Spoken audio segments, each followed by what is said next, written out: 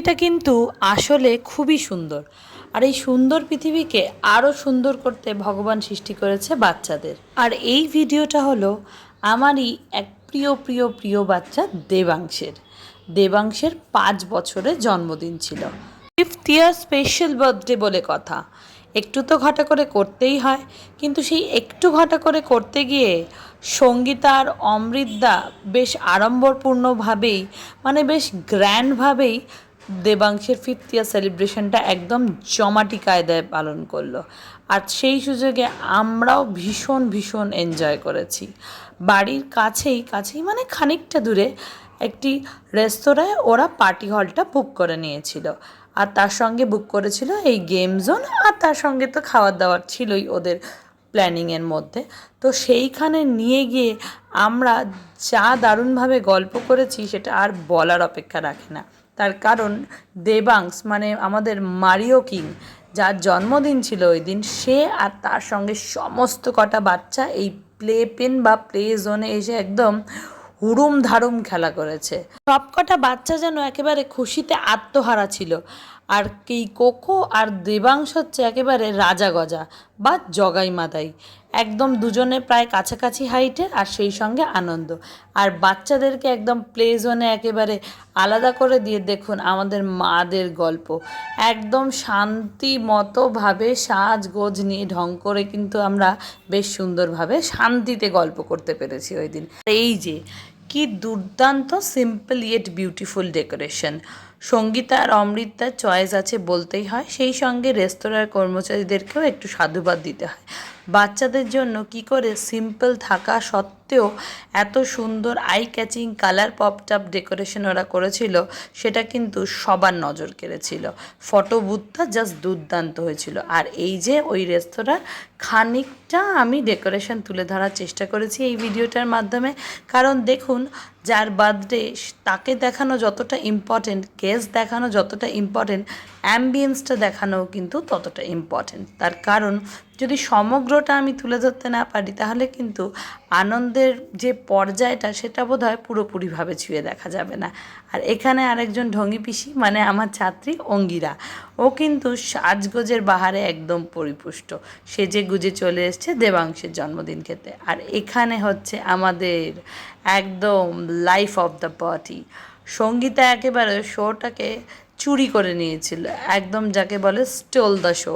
সাদা নীল ড্রেসের সঙ্গে ম্যাচ করে কটকটে নীল আইল্যান্স লাগিয়ে সঙ্গীতা একেবারে পার্টি কাঁপিয়ে দিচ্ছিল। আর তা হবেই না কেন, যার জন্মদিন তার মা বলে কথা, সে যদি এত কিছু তার ছেলের জন্য রেডি রাখতে পারে, তাহলে তাকেও তো সেই রকমারি বাহারি সাজটা কিন্তু দিতেই হবে। আর সত্যিই তাই, সঙ্গীতাকে খুব সুন্দর লাগছিল।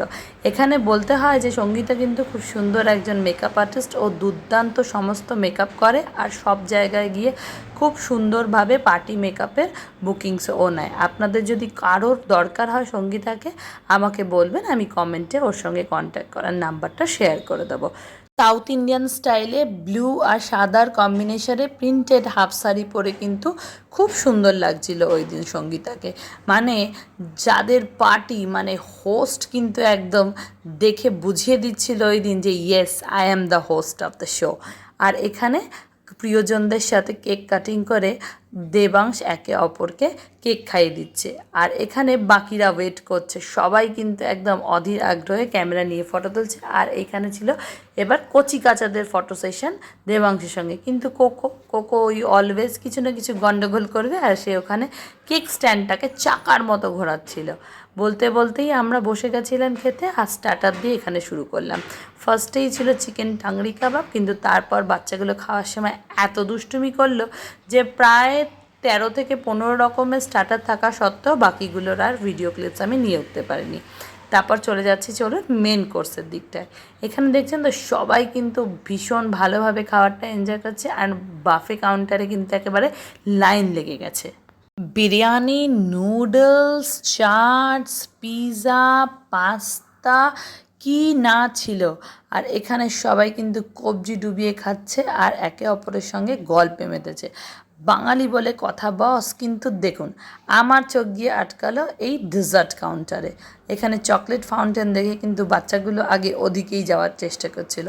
এই যে আমাদের কিউট মৌসুমিদি আর টিনা, আর এখানে আরেক মৌসুমি বৌদি খাওয়ার পায়নি এখনও, সে কিন্তু লাইনে আছে, প্লেট নিয়ে চলে যাচ্ছে। সেটা আমি ক্যাপচার করতে করতেই এখানে চোখ গেল ওপরের ডেকোরেশনটায়।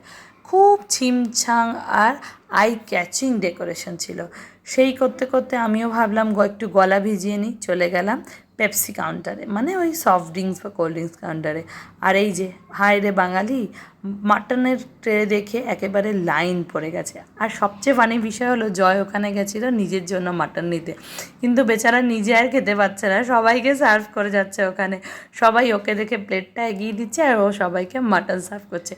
আমার এত হাসি পেয়েছে ওটা দেখে যে কী বললো। তারপর এদিক ওদিক ভিডিও করতে করতে চোখ গেল এই ডেজার্ট কাউন্টারে। আমার যদিও সুইট টুথ সেরকম একটা নেই, কিন্তু বাঙালিরা কিন্তু মিষ্টি বেশ ভালোই পছন্দ করে, তাই আমাদের সবাই কিন্তু মিষ্টির কাউন্টারেও বেশ ঘুরে ফিরে যাচ্ছিল। সব মিলিয়ে জমজমাট বার্থডে সেলিব্রেশন হলো দেবাংশের। এরকম বার্থডে সেলিব্রেশনে যেন আমরা আরও যেতে পারি, কি বলেন?